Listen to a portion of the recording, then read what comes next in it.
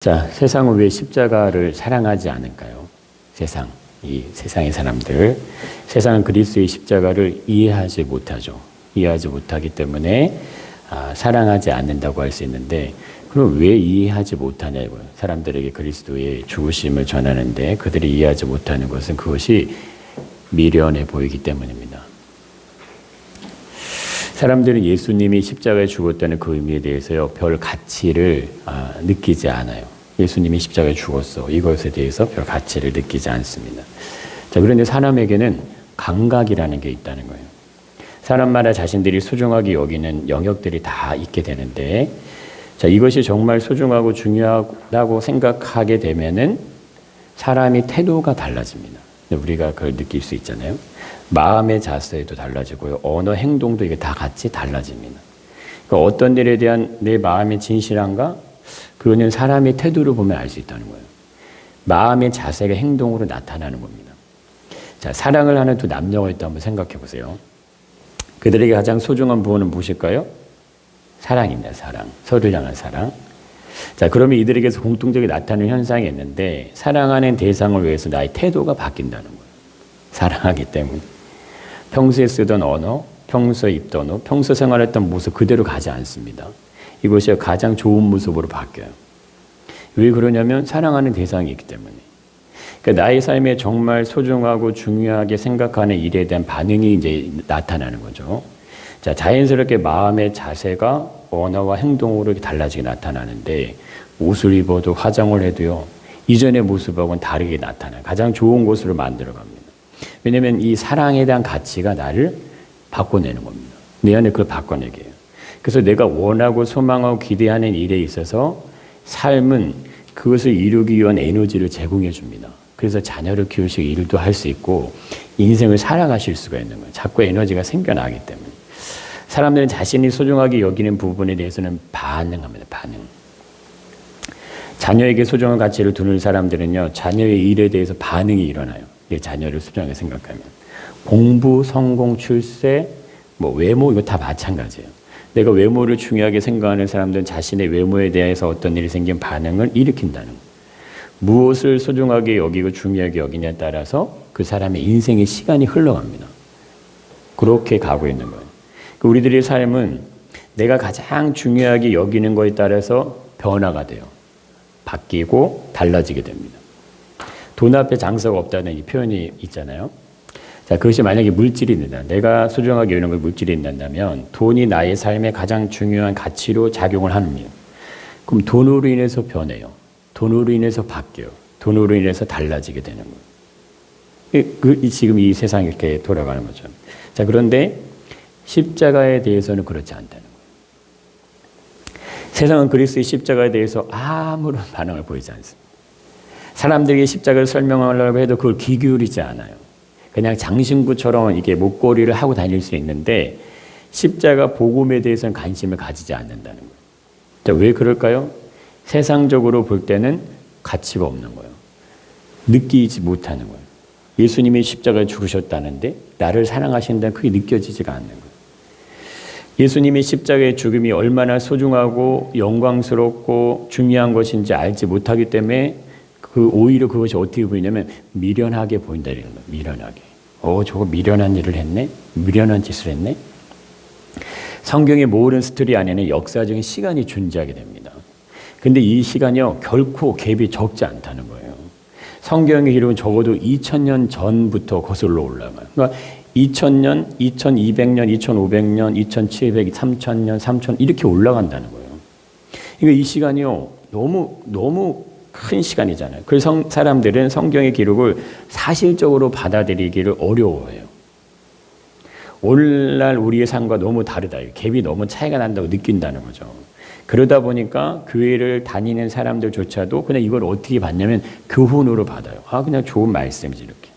아니면 삶에 필요한 신앙적인 의지의 대상 정도로 그냥 그렇게 생각하는 경우들이 너무 많게 나타납니다. 자, 어떤 사람들은 성경에 대해서는 분명히 알고 있어요. 근데 넌 크리스찬이 된 사람들, 교회 밖으로 나간 사람들은 성경 안에는 허구적인 내용들이 기록되어 있다고 생각하는 사람들도 무수히 더 많다는 거예요. 어떻게 이런 일이 일어날 수 있어? 그걸 받아들이지 않는 것이죠. 있는 그대로 성경을 신뢰하지 않는 겁니다. 자, 그런데 중요한 거는 사람은 시대에 따라 다르지 않다는 거예요. 고린도 전서가 쓰여질 당시의 사람이나 현재의 사람이나 2000년 전에 1000년 전의 사람은 다 똑같다는, 사람과 똑같다는 거예요. 다른 부분들이 있다면 삶의 환경만 다른 겁니다. 100년 전하고 지금하고 완전히 다르잖아요. 그럼 지금하고 100년 후는 또 완전히 다를 거예요. 과학이 발달 인간의 삶의 모습을 완전히 바꿔놨습니다. 그러나 인간의 본성은 본래 인간의 모습은 다르지 않다는 거예요. 어떻게 보면 겉옷만 그냥 바꿔 입는다고 생각하시면 됩니다. 자, 그래서 사람을 이해하려면 반드시 어디로 가야 되냐면 창세기 3장을 가야 되는 거예요. 사람이 누구인가를 알려면 반드시 창세기 3장으로 가야지만 알 수 있습니다. 자, 이 얘기는 내가 누구인지를 이해하시려면 창세기 3장을 보지 않으면 알 수가 없다는 거예요. 자, 철학적으로 인간이 누구인가, 사람은 왜 사는가, 인간은 무엇을 위해 사는가, 이 수많은 철학적인 질문들이 역사 이래로 계속해서 존재해 왔어요. 사람이 이성이 발달하면서 이것이 정말 놀라운 어떤 것들로 발달한 게 생각이 났어요. 이전에 먹고 사는 것 힘들 때 이런 것들이 없었지만요, 이 세상이 발전하면서 생겨왔는데, 근데 이 질문에 대한 답은 항상 변해왔다는 거예요. 인간의 본질에 대한 질문은 동일해요. 사람이 왜 사는가? 인간은 동일한데 역사, 시대, 환경, 문화 이거에 따라서 그에 대한 답변이 변화를 해왔다는 거예요. 바뀌어왔다는 거예요. 농경사회에서의 철학적인 질문하고 산업사회에서의 철학적인 질문요, 전혀 다릅니다. 답이. 그럼 오늘날의 과학문명 시대 이런 질문과 이제 앞으로 펼쳐질 인공지능 시대의 답은요, 또 다르다는 거예요. 왜 다를까요? 사람의 본질은 똑같습니다. 그러나 인간의 추구하는 삶의 가치가 다르기 때문에 그래요. 가치의 기준들이 삶의 요소에 따라서 계속 바뀌는 거예요. 바뀌어가고 있는 거예요. 농경사에서는 하늘의 도움이 절실하죠. 하늘이 돕지 않으면 농사를 지을 수가 없다 이거예요. 근데 산업사에서는 뭐요? 인간의 능력과 열심이 절대적이라 이거예요. 하늘이 돕지 않아도 인간의 기술력으로, 인간의 능력으로 살아갈 수 있다는 거예요. 그래서 그럼 오늘날의 답변은 어떻게 바뀌었을까 하는 거예요. 오늘날 시대. 이것은 자기 자신의 기준이 되는 시대라 할 수 있다는 거예요. 내가 생각하고 사고하는 것이 꼭 답이 되는 시대입니다. 무엇인가 확실한 기준이 없고요. 내가 답이에요, 내가. 자, 군사정부 시대에는 수많은 젊은이들이 시대 정신을 가졌어요. 그래서 정의와 공의를 위해 싸웠어요. 죽음이 있는데, 공포가 있는데 싸웠어요. 누구라 할 거 없이 그냥 모여라고 하지 않았는데 모든 젊은이들이 막 길거리에 쏟아져 나와요. 체류탄을 마시고 무자비하게만 진압을 해도요, 피 터져도 싸웠어요. 불법한 정부에 대해 싸웠죠. 일제 시민 통치로 한번 거슬러 올라가 보세요. 민족의 독립을 위해 싸웠다고요. 죽음이 도사리고 있어요. 내 앞에 죽음. 독립을 외치면 그 죽음이에요. 근데 깨어있는 민족의 지도자들이 내 나라, 내 조국, 내 민족에 대해서 죽음을 불사했다는 거예요. 내 한 몸을 바쳐서라도 내 나라, 내 조국 지키려고 몸부림이 있었다는 거죠. 오늘날은 어떠냐, 오늘날. 더 살기 좋아졌고, 더 윤택해졌고, 더 부유해졌습니다. 그런데 더 이상 정의를 위해서, 공의를 위해서 내 나라, 내 민족, 내 조국을 위해서는 싸우지 않는다 이거예요. 사회와 세상이 어떻게 바뀌었어요? 차별과 비교와 열등감과 우울함으로 사로잡혀 있어요. 각자 도생이라는 단어가 이 시대에 맞는 단어처럼 되어버렸다 이거예요. 살아남는 자가 강한 자고 강한 자가 살아남는 시대가 됐어요. 근데 이전에는 그렇지 않았어요. 함께 살아남기 위해서 싸웠다면 지금은 그게 아니라는 거예요. 그냥 내 마음대로 내가 하고 싶은 대로 내가 원하는 대로 살아가는 삶이 답이 되는 모습으로 가고 있다고 할 수 있다는 거예요.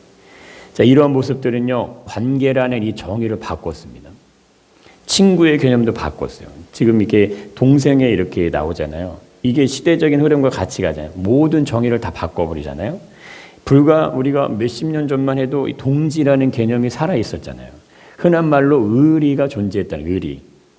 그러니까 너와 내가 함께 있게 우리는 함께 공존한다. 우리 함께 살아. 이게 됐다 이거예요. 근데 지금은 그렇지가 않다. 그러나 지금은 어때요? 관계의 정의가 우리라는 개념에서 어떻게 바뀌었어요? 나라는 걸로 바뀌었어요. 우리가 아니고 나예요, 나. 가정, 관계, 사회, 직장, 공동체, 국가 이것도 다 나로 바뀌었어요. 모든 것이 공동체로 존재하는 거예요. 우리라는 개념이 사라지면요, 공동체가 무너지는 거거든요. 근데 그것이 바뀌었다 이거예요. 그것이 나로 이게 모든 것들이 퇴색되고 있는 거죠. 자, 이것은 물질 문명 시대 속에서 인류가 맞이하는 모습들이라는 거예요. 이거는 전 세계가 다 이 지금 상황들이 직면하고 있는. 그 오늘날 시대를 정의하면 어떻게 정의해요? 물질이 주인이 되는 시대입니다. 오늘날 시대는. 정의, 공의, 나라, 민족, 우리가 함께 만들어간 사회 개념들 이제는 찾아보기가 어렵다 이거예요. 자신들의 안위와 유익과 목적의 목표를 두죠. 나의 가정만, 내가 속한 나의 사람들에게 집중되고 있다는 거예요. 그러니까 왜 그렇게 되었을까요? 오늘날 시대가 그렇다는 거예요. 돈이 세상을 지배하죠. 돈이 있으면 모든 걸 다 되는 시대입니다. 전쟁을 하려고 해도 돈이 없으면 전쟁을 할 수가 없어요. 그 돈을 결국 더 많이 가진 쪽의 전쟁에서 유리한 고점을 찍을 수밖에 없다는 거예요. 근데 이게 전쟁만 그러냐 이거네요. 우리의 인생의 삶도 다 그렇다는 거예요. 더 많은 물질을 가지고 있으면 삶의 질이 달라집니다. 학원을 보내도 돈이 있으면요, 수준 높은 학원을 보낼 수가 있어요. 내 자녀를 교육시켜도 돈이 있으면 더 양질의 교육을 시킬 수 있다는 거예요. 그럼 사람들이 어떻게 될까요? 그것을 따라가게 되겠죠. 차를 사고 집을 사고 인생을 살아가는 라이프 스타일에 돈이 있으면 모든 게 다 바뀔 수 있고 완전한 걸 바꿀 수 있어요. 자, 이런 시대의 모습들에서 사람들의 가치 판단 기준이 모두 다 뭐예요? 돈으로 계산되는 가치로 바뀌고 있다는 거예요. 그럴수록 사람들은 지극히 개인주의로 갑니다. 자기중심적으로 바뀌어갈 수밖에 없어요. 이거는 시대의 흐름이에요. 그렇게 한다는 거예요. 그래서 마지막 시대 예수님의 말씀이 나오잖아요. 마지막 예수님이 이렇게 얘기하시잖아요. 읽어보겠습니다. 불법이 성함으로 많은 사람이 사랑이 식어지리라 한다는 거예요. 사랑은 있어요. 근데 자기 사랑이에요. 이전에는 자기를 사랑한다는 건 타인을 사랑할 줄 알아야 하는 모습이 함께 있었어요. 너 자신을 사랑하는 건 다른 사람을 사랑하는 이게 함께 갔는데 지금은 그렇지 않다는 겁니다. 사랑은 하는데 이기적으로 바뀌었어요. 그 사랑이. 사랑은 하는데 다 모두가 다 자기 중심적인 사랑이라는 거예요. 근데 결국 예수님 말씀처럼 사랑이 식어져 간다 이거예요. 이런 시대 속에서 사람들이 가치를 그냥 있는 그대로 인정하는 것이 너무너무 어려워졌어요. 하나님의 기준에 대해서 생각하는 것이요, 너무 이게 기준이 없어졌어요. 성공, 출세, 번영, 이게 되면 하나님의 축복이 그냥 되는 것처럼 그렇게 이제 우리 인식 속에도 그게 있어요. 그래서 많은 사람들이 복을 구하는 이유는 그 잘못된 게 아니라 그 시대의 그냥 흐름이죠. 그럼 그 시대의 흐름을 타서 교회가 복을 주는 곳이 되면 사람들이 모일 거 아닙니까? 그게 마대 들어가니까. 자, 그러나 이것은 인간의 삶이 육신적인 어떤 복능의 삶 모습 안에 있다는 걸 말해준다는 거예요. 이것을 성경에 이미 2000년 전에 말씀해 주시는 거죠. 인간의 삶에 비교되지 않을 만큼 우리가 지금 우리의 삶이 발전했어요. 이전과 전다르게. 풍족하죠? 넉넉하죠? 이 삶의 환경도 진짜 바뀌었어요. 그런데 외롭잖아요. 그런데 고독하잖아요. 고독사로 돌아가시는 분들이 얼마나 많습니까? 힘들게 정말 삶을요, 정말 버텨내는 사람들이 무수히 많다 이거예요. 물질에서 근데 사람들은 자유할 수가 없어요. 물질로 인해 고민해요. 고통하고 고뇌하게 됩니다. 있어도 불안하고 없으면 더 불안한 모습이 있다는 거예요. 쌓아놓지 않으면 염려가 되고 가지고 있는데 더 많이 가지고 싶은 소욕의 욕심으로 세상을 살아가고 있고 그냥 그렇게 돌아가고 있어요. 근데 이상한 것은 이러한 모습들 안에 나타날수록 사람들은요, 뭐를 따라가냐면 쾌락을 따라가고 있다는 거예요. 정욕을 따라간다는 거예요. 자기 만족을 위해 살아가는 맛속으로 그냥 이게 흘러간다는 거예요. 참 이게 묘해요. 이미 세상은 음란이 이 시대를 뒤덮었다고 할 때 있죠. 음란의 극치는 동성 간의 성관계잖아요. 이것이 심해져 동물 간의 어떤 성관계로 이어집니다. 이게 그래서 맨정신을 하지 못하고 마약을 취해서 그걸 한다는 거예요. 절대 진리와 절대 기준은 이미 모호해진 시대 속에서요. 이제는 철학적인 질문은 통하지가 않아요. 가장 중요한 게 먹고 사는 거고, 가장 중요한 돈을 많이 버는 가장 중요한 거, 내가 돈을 내 손 안에 돈이 가장 많이 벌리는 거. 그냥 단순히 그것으로 사는 거예요. 그것으로 만족하는 삶의 모습을 인생의 목적이 다 바뀌어가고 있다는 거예요. 이거 누가 교육하는 거예요? 미디어가, 어른들이, 이 시대의 문화가 우리 아이들에게 다 질문해. 꿈이 뭐야? 돈 많이 버는 거예요. 연예인이 되고 싶은 이유가 뭐 인기 있고 돈 많이 벌고 싶어서. 근데 이런 모습이 마치 구약 성경에 나타난 소돔과 고모라 성의 멸망 모습과 매우 유사하다는 거예요. 노아의 홍수 심판의 모습처럼 판마기처럼 되어 있다는 거죠. 자, 그런데 이런 모습들을 근본적으로 어디에서 찾아볼 수 있냐면 창세기 3장이라는 거예요. 모든 인간의 본성은 타락한 아담의 본성 그대로 가지고 있습니다. 그래서 우리가 그걸 보는 이유가 있는 거예요. 모든 여자의 본성은 선악과를 먹은 하와를 그대로 담고 있어요. 그러니까 창세기 3장 인류의 아담과 하와의 모습, 오늘날 살아가는 사람들의 이야기, 이건 나의 이야기고 이건 우리의 이야기예요. 우리는 본래적으로 범죄한 아담과 하와의 모습 그대로 그냥 육신의 모습이 있고 살아가고 있다는 거예요. 이들이 만들어간 세상의 모습이 나타내는 결과, 그것이 결국 소돔과 고모라고 노아의 홍수라면 이 시대가 그렇게 가고 있잖아요. 그럼 이런 시대 속에서 살아가는 사람들에게 십자가 복음은 매력적이지가 않아요.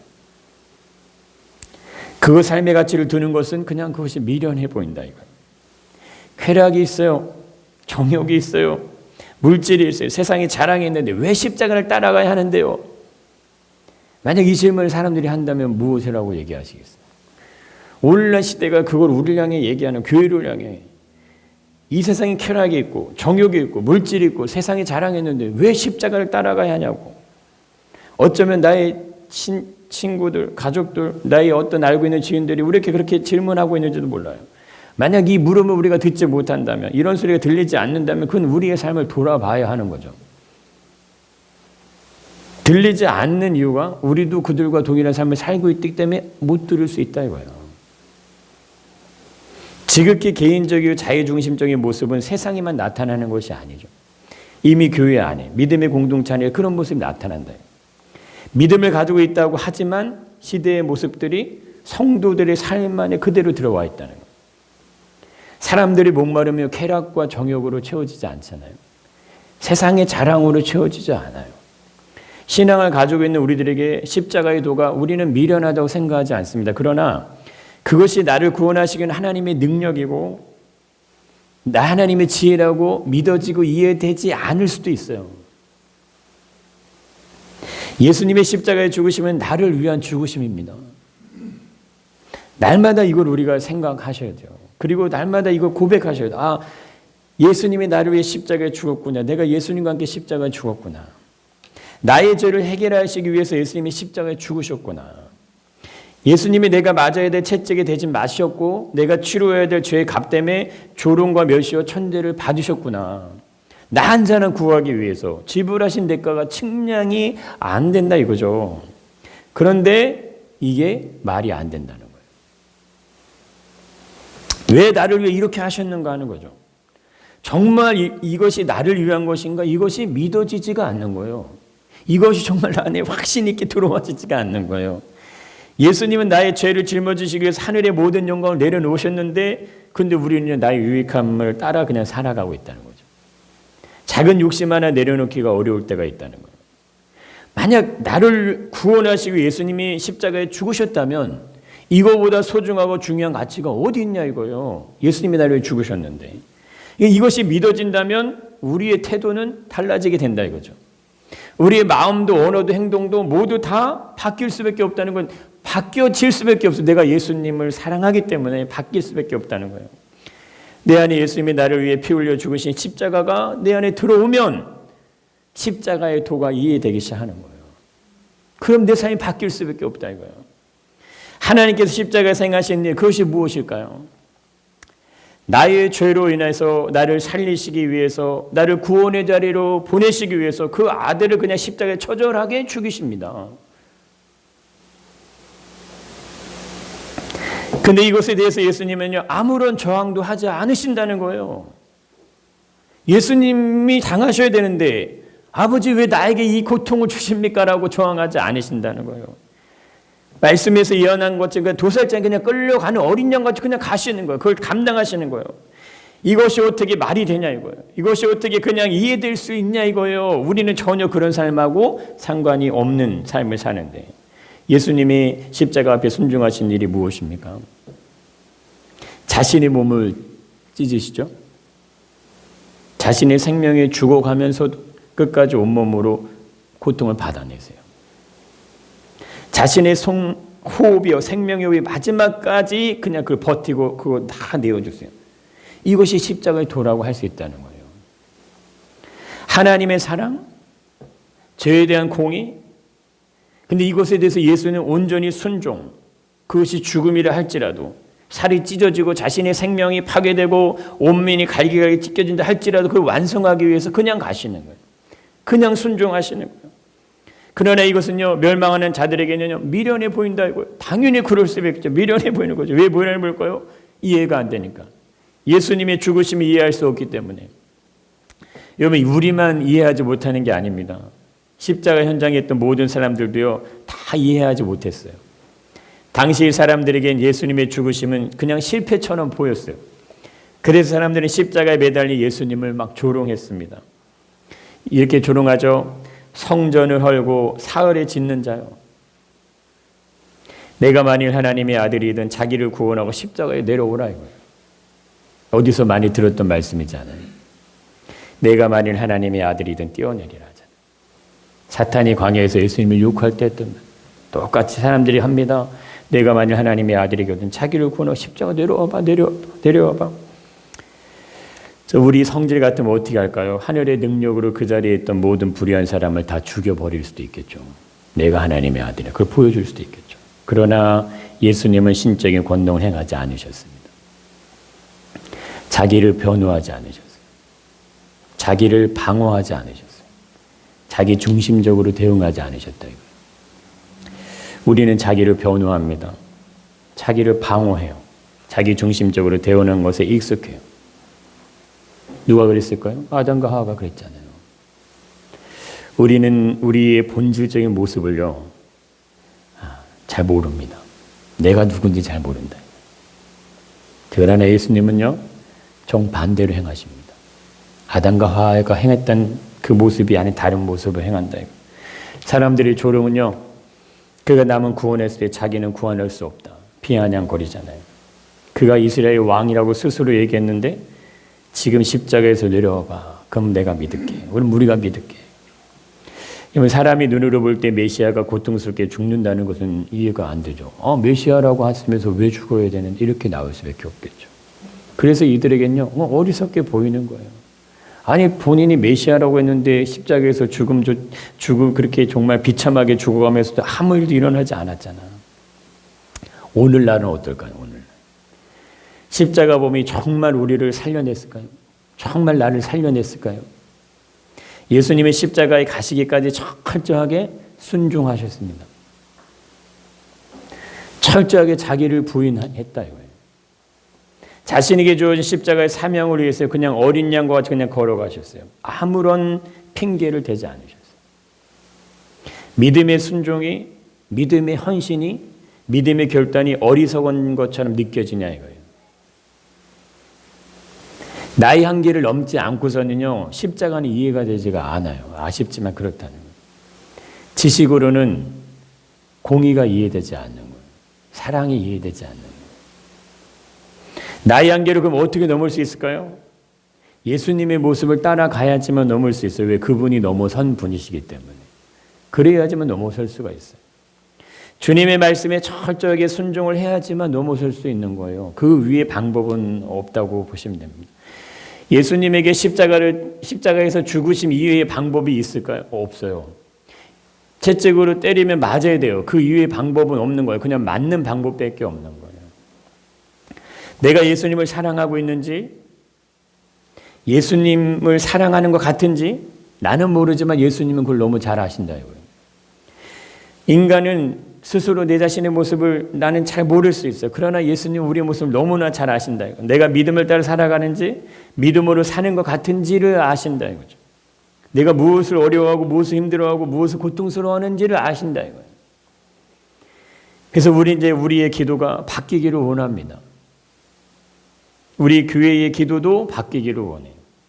지금까지 무언가를 구하는 기도가 우리의 제목에 있었다면 이제는 주님이 원하시는 일을 위해서 우리가 할 수 있도록, 주님의 일을 위해서 우리가 주님의 일을 감당할 수 있도록 나를 바꾸어 달라고 기도하시길 축복합니다.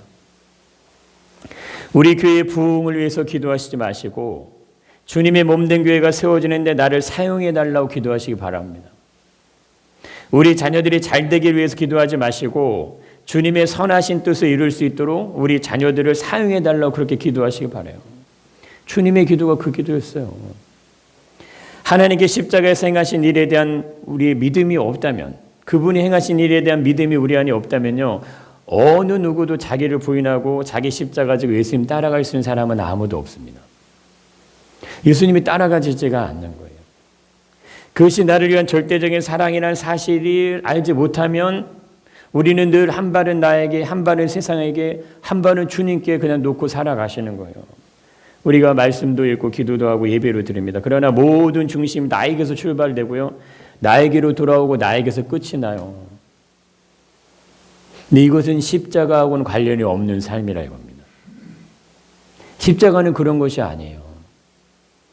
모든 중심이 아버지에게 있고 아버지 뜻을 향해 가고 아버지 영광에서 멈춰 서는 것, 그게 십자가예요. 십자가를 준비하신 분도 아버지시고 십자가에 죽게 하시는 분도 아버지시고 십자가의 죽음으로 인류를 향한 사랑을 확정하실 분도 아버지시라 이거예요. 그러므로 십자가를 지시기 전 겟세마네 동산에서 했던 예수님의 기도, 이건 구원 얻은 모든 사람들이 하게 되는 기도입니다. 구원받은 모든 사람들이 한결같이 하는 기도는 이거예요. 주여, 주의 뜻을 나를 통해 이루어 주시옵소서. 하늘에서 뜻이 이루어진 것 같이 이 땅에서 그 뜻이 이루어지게 하여 주시옵소서. 우리가 원하는 걸 주옵소서, 우리가 기대하는 걸 이루어 주옵소서가 아니고 주님이 원하시는 일 우리를 통해 이루어 주시옵소서. 그것이 주님의 기도였어요. 그것이 십자가의 도를 이해하는 사람들이 가지는 기도입니다. 그 기도를 가장 먼저 하신 분이 예수님이시고 그 예수님의 부활의 영광에 참여한 그 다음 사람들이 그 기도를 따라가는 거예요. 그래야 하나님의 뜻이 이루어지지 않겠냐는 거죠. 여러분, 십자가 앞에서는 나는 없는 거예요. 십자가 앞에서 예수님에게는 하나님 아들에 대한 권세와 권능과 능력은 없는 거예요. 그거 없어요. 십자가 앞에서는 그게 없는 거예요. 마땅히 누릴 수 있잖아요. 마땅히 행할 수 있어요. 마땅히 내가 가지고 있는 권세예요. 권능의 능력이에요. 근데 그것조차 행할 수 없는 것이 십자가라 이겁니다. 나에게 당연하고 마땅한 것이 부어지는 그의 은혜 현장에서 이제 더 이상 아무것도 남지 않는 현장으로 들어가는 거예요. 그것이 부원되어져야지만 살점이 찢어지는 채찍에 마실 수 있습니다. 그것이 부인되어져야지만 손과 발에 못이 박힐 수 있어요. 그것이 안 되면, 예수님의 권능과 신성과 능력이 부인되지 않으면요, 인간의 절대 예수님을 십자가에 죽일 수가 없는 겁니다. 죽일 수 없어요. 인간의 신을 죽일 수가 없어요. 그러나 그것이 부인됐기 때문에 예수님이 십자가에 못 박히실 수 있는 거예요. 왜 부인되셨어요? 아버지의 뜻. 인류를 구원하시기 위한, 나를 구원하시기 위한 아버지의 뜻이 그것이기 때문에 예수님 스스로 그거를 부인하시고 가시는 거예요. 예수님 스스로가 죄인된 인간의 모습에 철저하게 들어가십니다. 이것이 자기 부인이에요. 자기를 부인하고 나를 따르라고 말씀하신 말씀 앞에, 십자가 앞에서 내가 없는 겁니다. 그냥 오직 아버지 뜻만 있는 거예요. 아버지 뜻이 죽음이라면 죽는 것으로 아버지 뜻을 이루는 것이 십자가예요. 죽음으로 가는 길에 살점에 떨어져 나가는 채찍이 맞음이 있으면 그걸 그냥 맞는 거예요. 머리에 가시면류관을 써야 되면 그냥 그걸 쓰는 거예요. 조롱과 모욕과 멸시와 천대를 받아야 하면 그걸 받는 거예요. 왜? 그것이 아버지의 뜻이니까. 오직 아버지의 뜻만 있는 거예요. 우리가 세상의 삶에서 믿음의 승리자가 되는 길은요, 그래서 오직 한 가지 길밖에 없어요. 예수 그리스도만을 따라가시는 거예요. 그 길 위에는 없는 겁니다. 분명히 우리에게 말씀하시죠. 이 세상이나 세상에 있는 것들을 사랑하지 말라고 얘기하신 것을 절대 간과하지 마세요.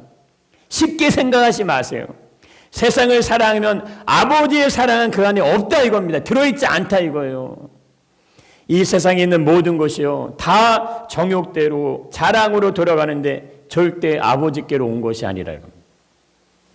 그러나 분명히 얘기하시죠. 이 세상의 정욕도 지나가지만 하나님의 뜻을 행하는 자마다 영원히 거하느니라. 예수님은 세상의 것들을요, 사랑하지 않으셨어요. 사탄이 광야에서 예수님을 시험하실 때 어떤 시험을 하셨냐 잘 보세요. 이 돌들로 떡덩이가 되게 하라고 하죠. 이 성에서 뛰어내리라고 합니다. 내게 엎드려 경배하라고 합니다. 근데 한번 보세요. 아니 이 시험이 무엇이라고 40일을 밤낮으로 줄이시면서 금식하시냐 이건. 돌이 떡이 되게 하라? 그냥 이기시면 되지 않을까? 성에서 떼어내리라? 그냥 안 떼어내리시면 되잖아. 내게 엎드려 경배하라? 안 하시면 되잖아. 근데 이것을 위해 40일을 금식하고 기도하신대. 사탄은 하나님의 아들로서 첫 번째, 두 번째 시험을 합니다. 그래서 얘기하죠. 내가 만일 하나님의 아들이었거든. 근데 마지막엔 이 단어가 나오잖아요. 이 문장이 나오잖아요. 하나님의 아들이 아닌 인간 예수에게 직접적으로 유혹합니다. 만일 내게 엎드려 경배하면 이 모든 것을 다 내게 주리라. 여러분, 사탄의 유혹이 뭐일 것 같으세요? 세상에 있는 것들에 대한 사랑입니다. 그것을 유혹하는 거예요. 내가 가지고 있는 권세, 능력, 실력으로 세상을 사랑해라 이거죠. 너는 그만한 능력이 있잖아. 너는 그만한 권세가 있잖아. 여러분, 마지막 시험은 뭘까요? 육신과 안모가 이생의 자랑에 대한 유혹이에요. 예수님이 좀 전에 우리 말씀하셨다. 천하만국의 그 영광을 다 주겠다고 유혹하는 겁니다. 이것을 이기시기 위해서 40일 밤낮을 주일이시는 거예요. 이것은 절대 쉬운 싸움이 아닌 것입니다. 예수님이 이 싸움을 이기셨다면요, 요한 1서 말씀대로 그냥 되어지는 거예요. 이 싸움에서 이기는 자들에게 영원한 생명의 면류관이 준비되어질 것입니다. 광야의 사탄의 시험을 이기기 위해서 오직 한 가지 방법만 존재하는 거예요. 그거는 주 너희 하나님께 경배하고 다만 그를 섬기는 겁니다. 그 위에 방법 외에는 없는 거예요. 우리의 신앙이 정금과 같이 순전하게 연단되어서 주님을 향한 온전한 사랑으로 채워주시기를 축복합니다. 주님이 행하신 그분의 삶의 모습만을 따라가는 것이 우리에게 십자가의 도를 허락해 주신 이유예요. 주님이 다 이루셨으니까 우리는 그냥 예수 믿으면 되는 게 아닙니다. 십자가에 합당한 삶을 살아가라 이거예요. 예수님이 십자가에 죽으셨듯이 자기를 부인하고 예수를 따르려고 한다면 자기 십자가를 치고 따라오라고 얘기하시잖아요. 그때 우리의 삶이 하나님의 능력과 지혜가 우리의 삶을 구원의 모습으로 만들어 가시게 됩니다. 예수님은 자신에게 초점이 있지 않으셨어요.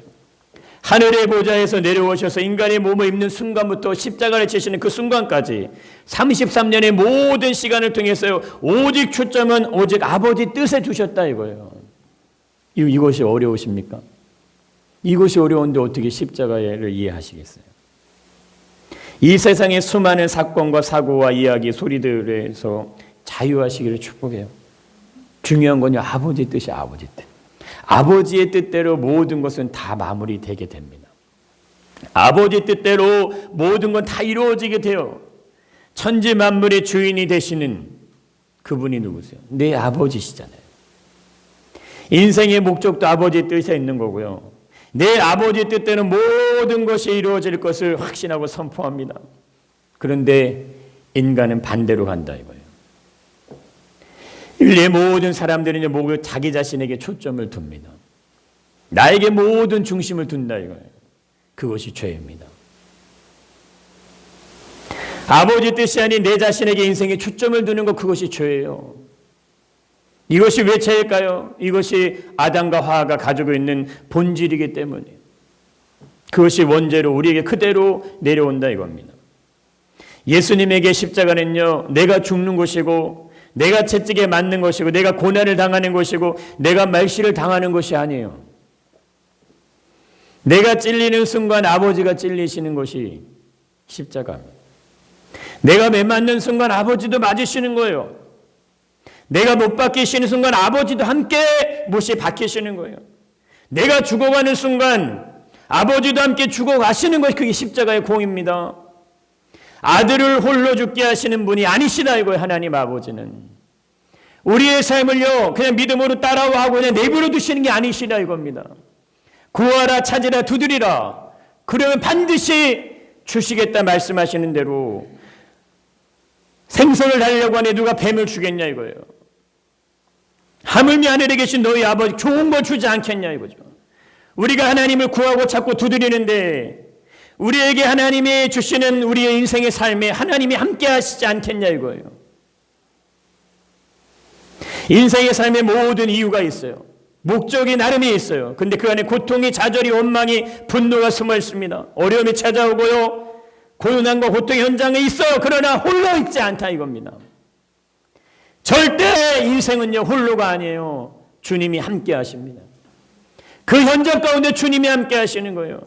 십자가에 예수님이 찔리실 때 아버지 같이 찔리시는 것처럼 십자가의 도가 그거라는 거예요. 예수님이 2000년 전에만 죽으신 게 아니에요. 오늘 우리의 삶을 홀로 두지 않으십니다. 언제나 내 삶의 현장 가운데 예수님이 계시다 이거예요. 나를 사랑하는 나의 자녀들의 모든 교통의 현장에 예수님 함께 계신다. 삶의 어려움이 닥쳐오면 그걸 어떻게 이겨내시겠습니까? 이해되지 않는 수많은 어려움들이 인생의 문제 앞에 있습니다. 그걸 어떻게 이기느냐 이거예요. 그걸 어떻게 견디느냐 이거예요. 삶의 어려움이 없는 것이 좋은 걸까요? 고난이 없는 것이 좋은 걸까요? 다니엘 기도에 이제 지금 한참 되어가고 있지만 모든 사람들이 공통점이 뭔지 아십니까? 다 고난을 경험했다는 거예요. 한결같이 고난이 없는 강사는 아무도 없다는 거예요. 그들의 삶에 왜 고난이 있어요? 그리고 그들이 고백합니다. 내가 그 고난 속에서 예수님을 비로소 만날 수 있다고 고백하는 거예요. 어제 나왔던 목사님은 어렸을 때 4살 때 5살 때 엄마가 집을 나가셨대요. 그 충격으로 인해서 엄마하고의 이것이 끊어진 거예요. 뭐라고 하죠? 이게 연결되는 그것이 애착이 형성이 안 된 거예요. 근데 아버지가 술만 드시면 폭행을 하는 거예요. 이 아들이 5살인데도요, 죽을 지경까지 때려서 포대 같은 데 쌓아서 놓고 이런 경우들이 한두 번이 아니라요. 그런 삶 가운데 자신이 인생을 이렇게 살아왔어요. 고등학생이 됐을 때 자신의 마음에 분노가 일어나더래요. 그래서 학교 기숙사에서 나와서 집에 왔는데 밥을 차려주대 부모님이. 자기가 생각했대요. 내가 죽으리라. 어떻게 죽고 싶냐면 내가 부모 앞에서 죽으리라. 엄마에 대한 애착도 없고, 물론 아빠는 그 폭력을 행하시니까 늘 그 삶에 익숙하니까. 근데 도저히 그렇게는 할 수 없다는 마음이 들더래요. 그래서 처음으로 밥상을 뒤집어엎고 막 다 해틀고 나갔어요. 어렸다면 맞았겠죠. 이제는 바뀌었잖아요. 그리고 자기가 애착을 가졌던 나무가 있었대요. 은행나무가 있었대요. 그곳에 가서 자기가 죽으려고 방길을 찾아서 그 은행나무한테 마지막 가서 인사를 하고 죽으려고 이제 모든 준비를 하고 갔대요. 근데 다행히 목을 매달려고 하는데 그분이 간증해요. 머리가 커가지고 이게 안 들어가더래, 이게. 그래서 막 하다가 갑자기 그 순간에 뭔가 환한 빛이 보이면서 자신이 어렸을 때 자신이 5살이니까 그때 포대에 쌓여서 이렇게 있을 때 그때 자신의 등 뒤에서 뭔가 환한 빛이 보이더래요. 그래서 그 자리에서 원망했대요. 하나님, 그때도 나를 홀로 두셨습니까? 그때도 나를 외면하셨습니까? 그리고 그 순간에 주님의 음성이 들리더래요. 내가 너를 상처 입은 한 사람에게 보내겠노라. 참아달라. 견뎌달라. 그 음성은 그분이 얘기하죠. 자신에게 예수님이 내가 너를 상처 입은 한 영혼에게 보내기 위해서 내가 그 가정에 너를 보냈노라 이렇게 얘기하셨다.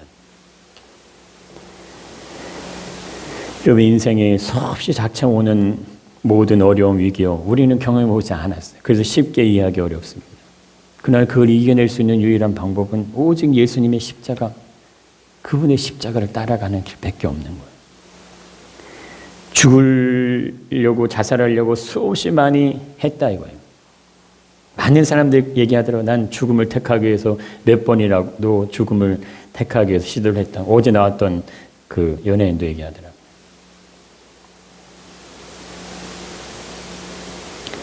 예수님의 죽음을 이해할 수 없는 사람들이 따라오는 표현이 있죠. 멸망하는 자들입니다. 이들은 왜 멸망할까요? 내가 하나님의 자녀는 사실을 모르기 때문에 멸망합니다.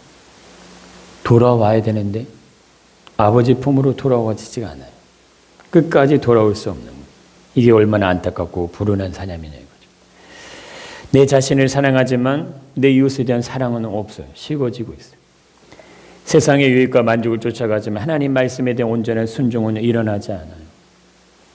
믿음이 있노라 하지만요, 자신의 유익함을 따라서 신앙의 길을 걸어가요. 언제나 모든 초점과 중심이 그냥 자기 자신에게 있는 사람들에게 십자가는요, 미련해 보여요. 이해되는 듯 보이지만요, 이해가 안 되는 거예요. 그러나 자기 십자가를 지고 자기를 부인하는 사람은요, 하나님의 영광을 봐요. 그분의 지혜가 보여요. 그분의 지혜가 자신의 삶을 채우고 덮는 것을 알게 돼요. 그래서 믿음의 길을 가는 거예요. 그래서 믿음의 길을요, 담대하게 걸어가는 거예요.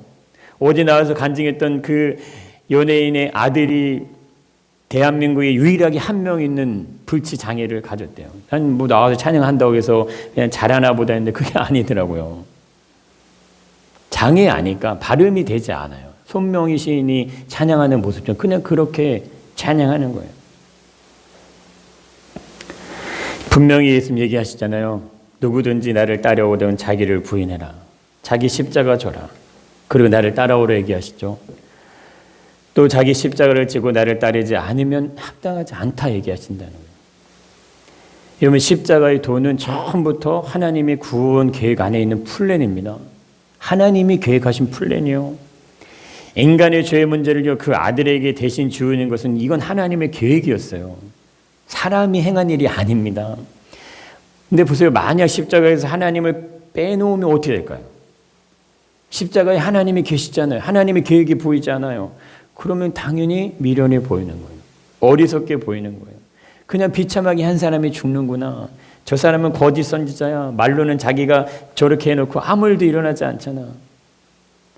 근데 십자가를 바라보며 미련하다 말하는 사람들이요, 그것이 우리일 수 있다 이거예요. 우리의 삶에 십자가 없다면 어떻게 되냐 이거예요. 외형은 있지만 능력이 나타나지 않습니다. 사랑의 능력이 나타나지 않아요. 용서와 화해와 기라임이 인내에 대한 순종의 능력이 나타나지 않아요. 섬김과 희생의 능력이 없습니다. 나타나지 않아요. 십자가에서 보이셨던 예수님의 모습이요, 그 삶에서 드러나지 않는 거예요. 외형은 있으나 능력이 없어요. 내가 예수님을 믿는다고 하지만 그분이 내 안에 직접 임재하신 능력이 나타나지 않는다. 진짜 하나님의 사람인지 아닌지는 분별하는 거예요. 그 열매로 알 수 있다 예수님 얘기하시잖아요. 내가 그리스도 예수를 나의 구주로 믿고 있지만 정작 나의 본성은요, 십자가를 경험한 적이 없어요. 십자가는 하나님의 사랑과 공의가 만나는 장소입니다. 그 자리에 가야지만 나의 구원을 얻을 수 있는 생명이 공급되시는 거예요. 이곳에서 나의 모든 죄가 사함을 받아야지만, 용서를 받아야지만 영원한 생명의 면류관이 주어지게 됩니다. 분명히 예수님이 그래서 얘기하시잖아요. 자기 십자가를 지고 내게 따라오지 않으면 합당하지 않다. 예수님의 죽으심을 순종을 통해 인간의 죄가 용서받을 수 있음을 보여주는 것이 십자가의 공이죠. 그걸 온전하게 믿으실 수 있기를 축복합니다. 그러면 십자가 앞으로 가셔야 돼요. 그 십자가를 감당하시는 자리로 가셔야 되는 거예요. 그것이 고난이 고통이다고 수많은 믿음의 사람들이 선포하는 거예요. 고난의 자리를 두려워하지 마시라고요.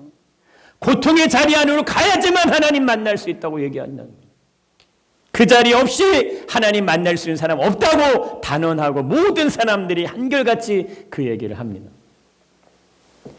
자, 그런데 중요한 것이 있어요. 그런데 왜 십자가도 하나님의 능력이 되냐 이거죠. 죽음은 인간에 의해서 발생할 수 있죠.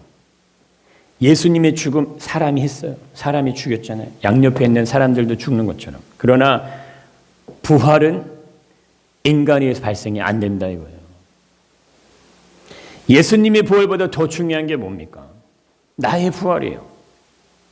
내가 부활하지 않는데 예수님이 부활하신 거는요, 아무 의미가 없어요. 내가 부활하지 못하면, 내가 생명의 벌로 나오지 못하면, 그는 우리를 부활의 영광에 참여시키실 분이 누구예요? 그분이 하나님이십니다. 그 하나님이 나를 살려내지 않으시면 내가 죽었어요? 내가 부활되지 않아요. 그럼 어떻게 하실 거냐 이거예요. 내가 이 땅에서 원하는 거 다 이루고 죽었습니다. 근데 내가 부활되지 않으면 어떻게 하냐 이거예요. 하나님의 능력이 죽음을 이기게 하시고 나를 부활케 하실 것을 날마다 선포하시길 축복합니다. 그거보다 여러분 더 가치 있고 소중한 게 무엇이 있겠어요? 누구든지 사람 앞에 나를 시인하면 나를 하늘에 계신 내 아버지 앞에서 그를 시인할 거다. 예수님이 이렇게 얘기하세요. 누구든지 사람 앞에 나를 부인하면 나도 하늘에 계신 내 아버지 앞에 그를 부인하겠다 얘기하신다 이거예요. 하나님의 능력은요, 나를 살려내시기 위해서 예수님을 십자가에 죽게 하시는 거죠. 그러나 그것이 끝이 아니라 이거예요. 죽음을 이기게 하신 그 부활의 영광을요, 예수 그리스도의 첫 열매가 되게 하셨듯이 우리에게도 그걸 주실지 믿습니다. 그것이 아니면 십자가의 돈이 아무 의미가 없습니다. 예수님의 순종, 예수님의 침묵, 예수님의 자기본, 이게 무슨 의미가 있냐 이거. 부활이 없는데 이제 우리가 그 부활의 영광이 우리에게 이루어지게 될 거예요. 이것이 우리의 삶에 이루어지기까지 예수 그리스도를 온전히 따라갈 수 있는 축복과 은혜가 우리에게 넘쳐나시길 축복합니다. 온전한 순종, 온전한 헌신, 온전한 사랑이 그 안에 머무셔야 돼요. 그 안에 들어가셔야 돼요. 그래야지만 예수님을 따라갈 수 있습니다. 하나님의 능력이요, 미련한 자에게는 십자가의 능력이 미련해 보이지만요, 우리에게는 하나님의 능력으로 나타나게 될 것입니다.